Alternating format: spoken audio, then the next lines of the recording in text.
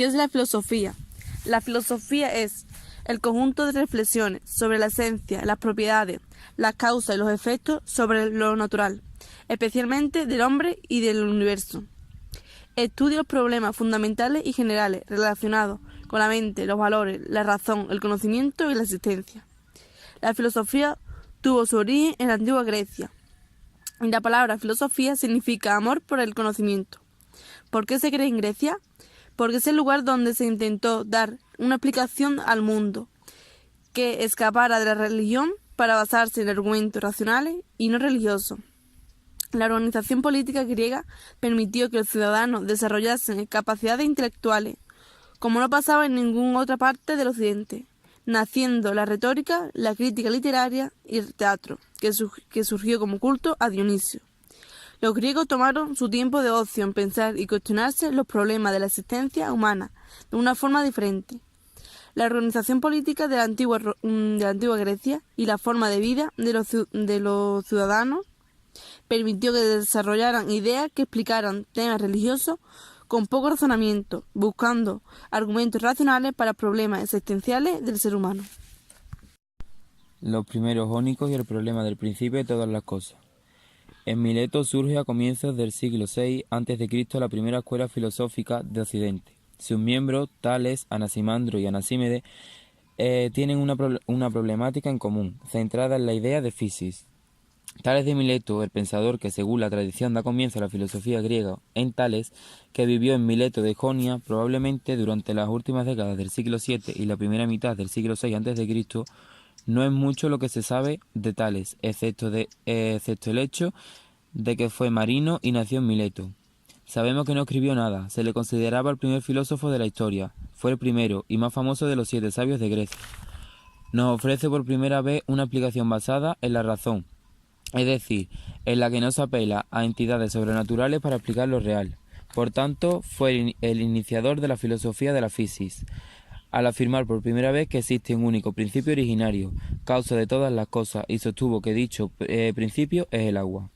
Aristóteles afirma que Tales dedujo tal convicción de la constatación de que el sustento de todas las cosas es húmedo.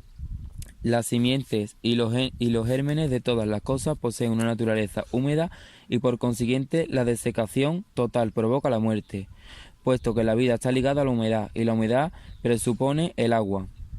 Esta será el manantial último de la vida y de todas las cosas. Ahora bien, no se debe creer que el agua de Tales consiste en el elemento físico-químico que bebemos. El agua de Tales hay que considerarla de una manera totalizante, con aquella physis líquida originaria, de la que todo se deriva y de la que el agua que bebemos no es más que una de sus múltiples manifestaciones. En la práctica su agua llegaba a coincidir con lo divino. Dios decía, es la cosa más antigua porque no es generado, es decir, porque es el principio. Por lo demás, investigó los fenómenos celestes hasta el punto de predecir un eclipse. También se halla ligado con su nombre el teorema célebre de la geometría. Anaximandro de Mileto nació en el siglo VII a.C. y compuso un tratado sobre la naturaleza, del cual nos ha llegado un fragmento. Consiguió un reconocimiento público en el campo de la astronomía, porque dibujó el primer mapa terrestre. Con Anaximandro se profundiza en la problemática del principio. El elemento primordial y básico a partir del que surgen todas las cosas no podía estar constituido por ninguno de los elementos conocidos, ni tampoco por ninguna clase particular de materia. Siendo el principio, tenía que ser algo necesariamente distinto, una sustancia indeterminada y limitada a la que da el nombre de apeirón. En la medida de que se niega a identificar esta primera causa con un elemento material particular, su pensamiento supondrá un avance con respecto a Tales, en cuanto significa un considerable esfuerzo de abstracción y coherencia total.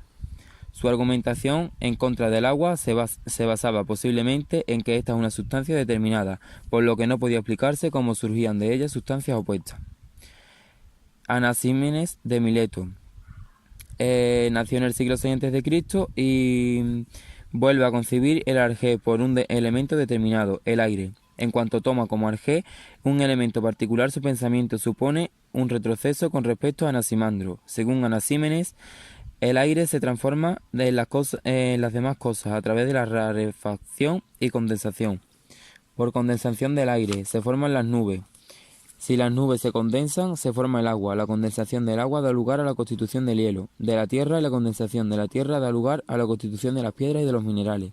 El proceso inverso lo representa la rarefacción. En cierto sentido, Anaxímenes presenta la manifestación más rigurosa y más lógica del pensamiento de la escuela de Mileto. Heráclito de Éfeso. Vivió en el siglo VI y V a.C. en Éfeso.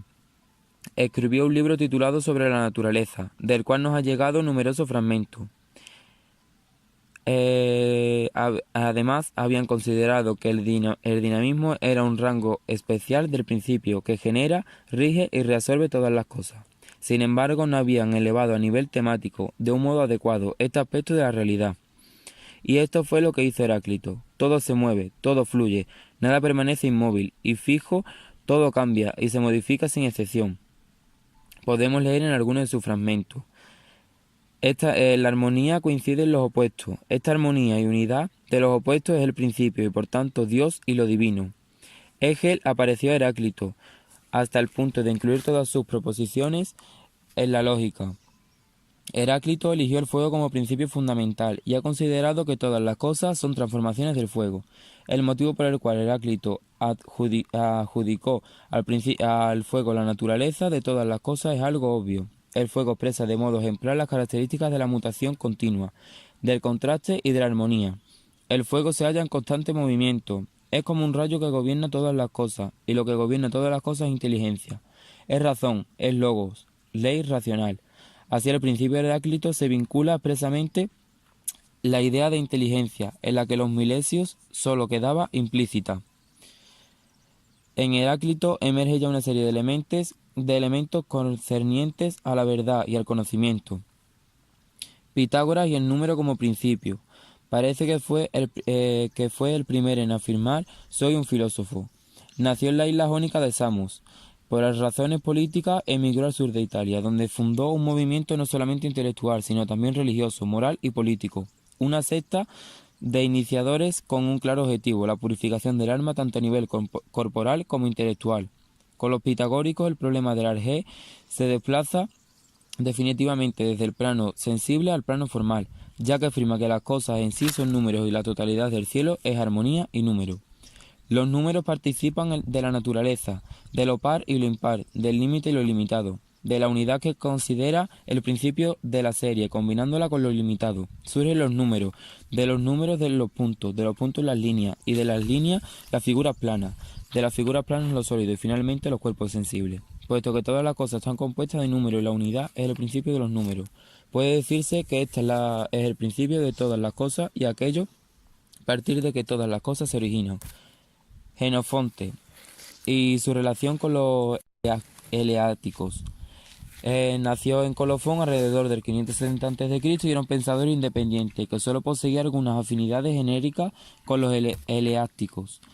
El tema central que se desarrolla en los versos de Jenofonte está constituido sobre todo por la crítica que aquella concepción de los dioses que Homero y Hesíodo habían configurado de un modo ejemplar. Jenofonte procede a desmitificar las diversas explicaciones míticas de los fenómenos naturales que eran atribuidos a los dioses. Después de la crítica de Jenofonte, el hombre occidental ya no podrá seguir concebiendo lo divino de acuerdo con formas y medidas humanas. Jenofonte afirma que Dios es el cosmos. Aristóteles nos dice que Jenofonte afirmó que el uno es Dios. El uno es el universo, es decir, a Dios se le atribuye el ver, el oír, el pensar, así como la fuerza omnipotente que hace vibrar todas las cosas, pero no en dimensión humana, sino en dimensión cosmológica. Los antiguos nos dicen que Jenofonte consideró como principio la tierra.